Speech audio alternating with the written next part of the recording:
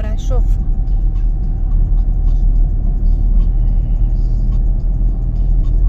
E